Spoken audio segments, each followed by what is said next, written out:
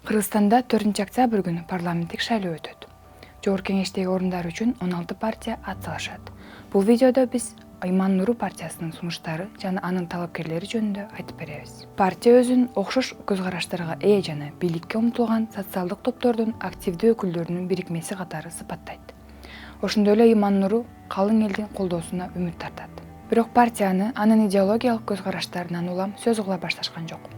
Партиянын саясий кеңешинин бир мүчөсү Матраимовдордун кланы менен байланыштуу делген Мекеним Кыргызстан партиясын басым кылууга айыптаган. Мындан тышкары Иман Нурунан бажы башчысынын мурдагы орун басары Райымбек Матраимов басым кылууда деп билдиришкен.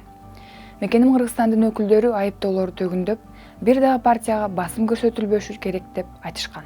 Иман Нуру партиясынын негиздөөчүсү Айбек Осмонов 18 августта партиянын лидерлик кызматынан кетип, шайлоого катышпай тургандыгын жарыялаган. Ошону менен катар эле Осмонов Мекеним Кыргызстан партиясын негиздеген жана көп убакыт бою Юстиция министрлигинин реестринде анын жетекчиси катары көрсөтүлүп келген. Учурда партиянын лидери болуп, Маданият министринин орун басары Нуржигит Кадырбеков саналат. Мурда ал Тышкы иштер министрлигинин басма сөз кызматын башкарып, президенттин администрациясында да иштеп келген. Партия 2012 жылы эле катталганы менен парламенттин учурдагы чакырылышында Иман Нуру партиясынын депутаттар жок. Иман Нуру шайлоо программасында өлкө ресурстарын сатуудан түшкөн каражаттарды ар бир жаранга таратуу маселесин кайра кароону сунуштайт.